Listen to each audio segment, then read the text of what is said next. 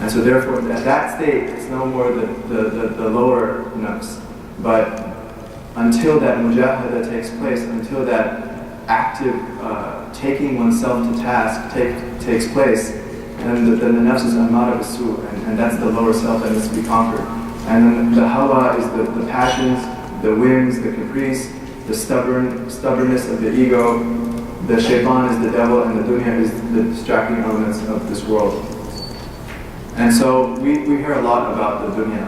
Our Messenger sallallahu alaihi wasallam taught us that ad-dunya darun la dara lahu wa laha yajma'u man la aqla lahu. That the dunya, the aspect of this world that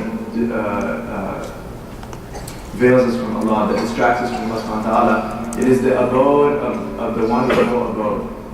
Ad-dunya darun la dara lahu, which I guess you could translate.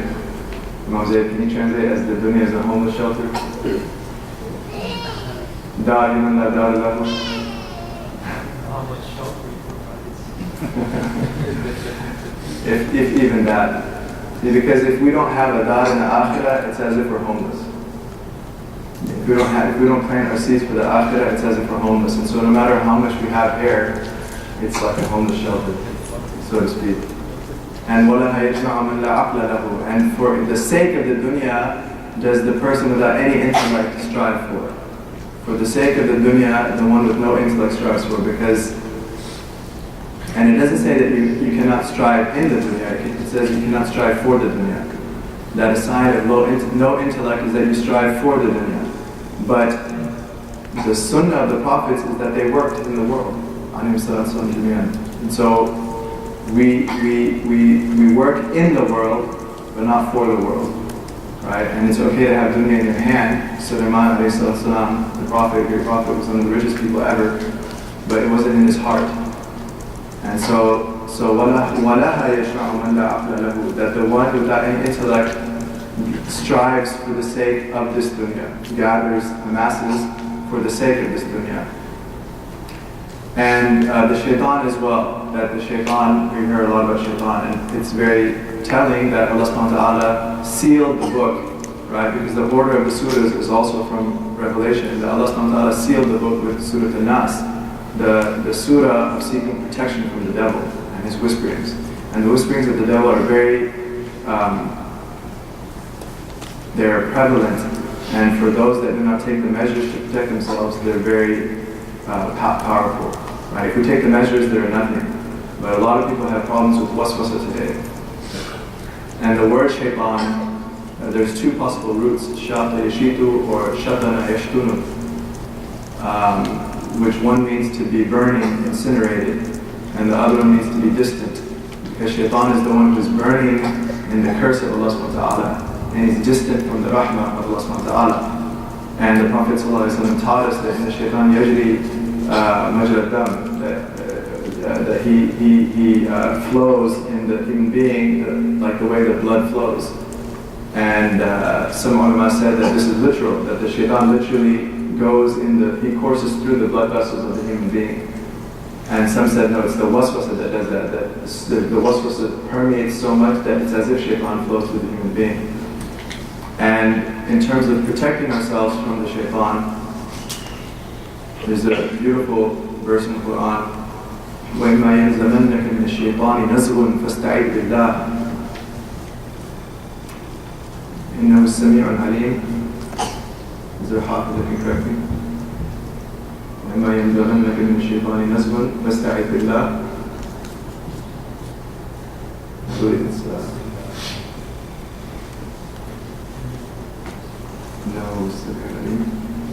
that if shaitan pokes you, if a poke from shaitan comes, then seek refuge in Allah, which is قُلْ أَعُوذُ بِرَبِّ النَّاسِ مَلِكِ النَّاسِ إِلَٰهِ النَّاسِ.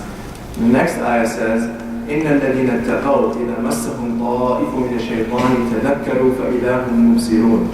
That verily the people of Taqwa, the people that are working on themselves, that are people that are conscious of these four enemies, if a ta'if of shaitan, ta'if comes from tawaf, so it's the same root as to go around in circles. So إِذَا مَسَّهُمْ طَائِفٌ مِنَ الشَّيْطَانِ, if an encircling of the devil, so much as touches them. Massa is simply to touch.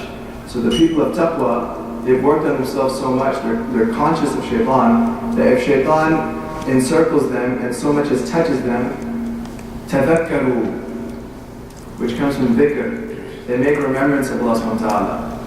They make remembrance of Allah subhanahu wa ta'ala. That dhikr is the shield of the believer against the shaitan. And it's really amazing, the form of this verb, tadhakkaru, is tafa'al. And tafa'al oftentimes in Arabic means takalluf, to work on doing something, to strive, to put effort into something. Like ta'allama, to learn, it also indicates to put effort into learning. Tasabbara, وَمَن يَتَصَبَّرْ يُصَبِّرْهُ اللَّهُ. The hadith says whoever works on having patience, Allah will grant him patience. And so tadhakkaru, it's not just that they make dhikr because it's difficult, shaitan's coming, but they work on it, they force themselves. Imam Biqa'i rahimahullah, the great mufassir, says, he comments, كَلَّفُوا أَنفُسَهُم بِالذِّكْرِ, that they force themselves to do dhikr. The shaitan comes and they want to do that which is displeasing to Allah, and they pause and they force themselves to tadhakkaru, and they make remembrance of Allah subhanahu wa ta'ala. And then shaitan leaves, فَإِذَا هُمْ مُبْصِرُونَ, then all of a sudden they have this basira. They have a new insight. They learn, that's how shaitan works on me. And so now I know how to fight him off. And they have this sort of like, because he's an enemy. One of the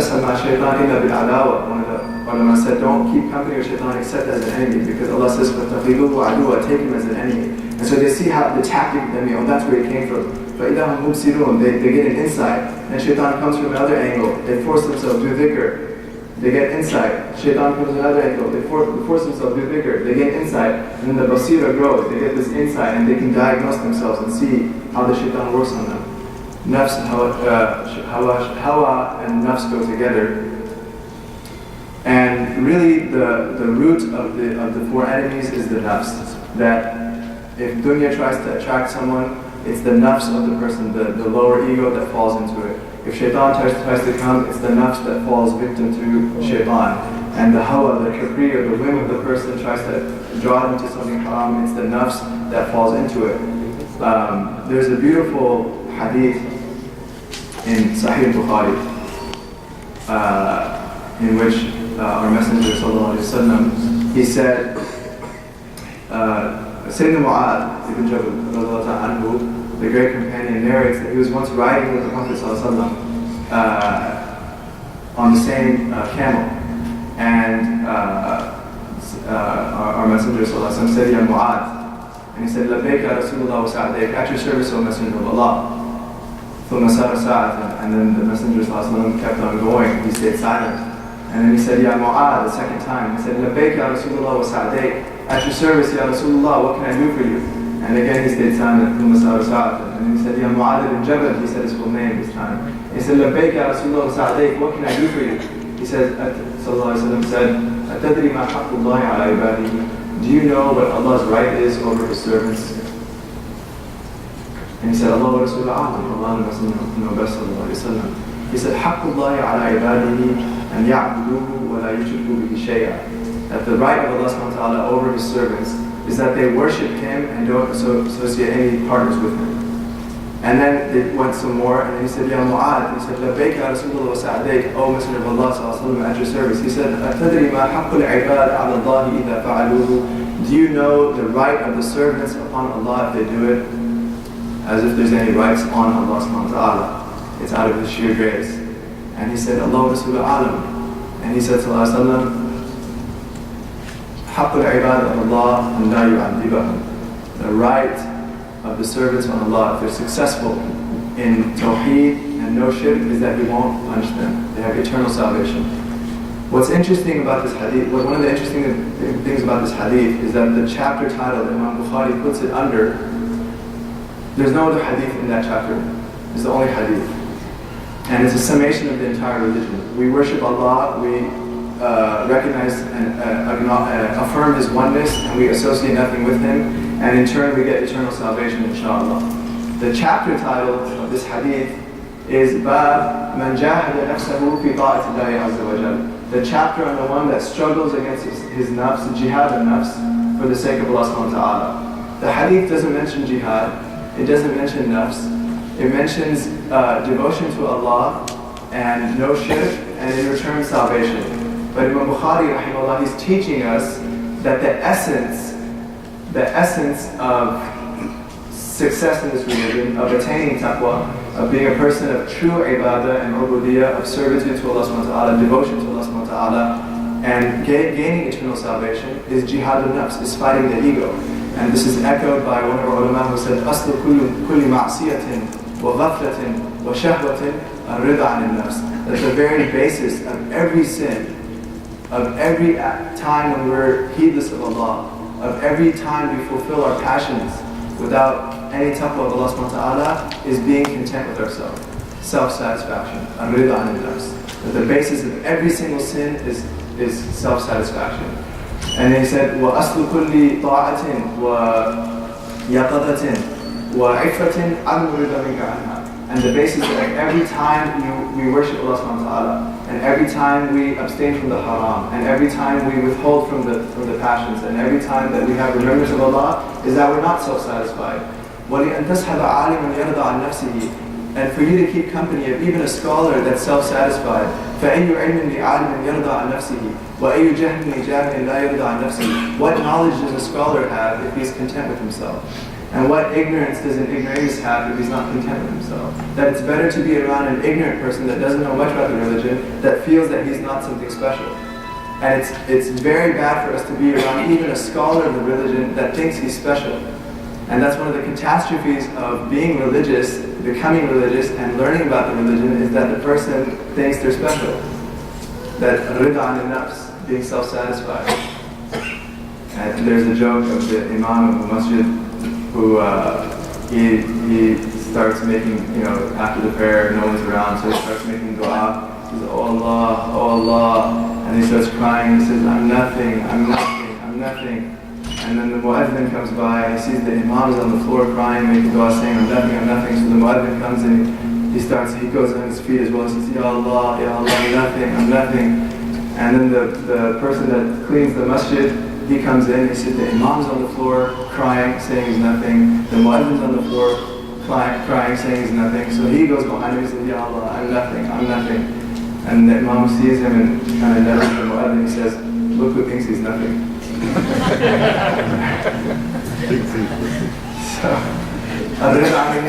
right? Thinking we're something special, that even people of religion fall into this trap of thinking there's something special. And so really at the very heart of taqwa, is to really take ourselves to task, is to take the ego to task.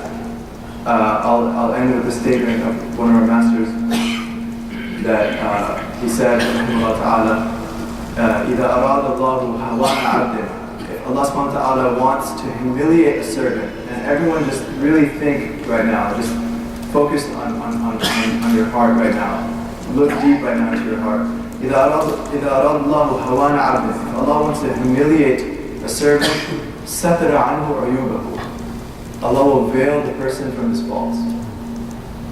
Allah will veil the person from his faults. Me? What faults? You obviously don't know who I am. If that's the state of someone, Allah wants hawan for that person. That's humiliation in the divine eye, in the divine sight. وَإِذَا أَرَادَ اللَّهُ عِزَّهُ. But if Allah wants the triumph, that the servant should reign supreme in the celestial realm, بَصَّرَهُ بِهَا. Allah will show him his faults. Allah will show him لِيَتُوبَ مِنْهَا, so that he can change the way he is. So he can make tawbah and say, enough is enough, I'm done with this vile sin that I'm engaged in. So those of us that are working on ourselves and can see the faults that we have, and can really ask Allah subhanahu wa ta'ala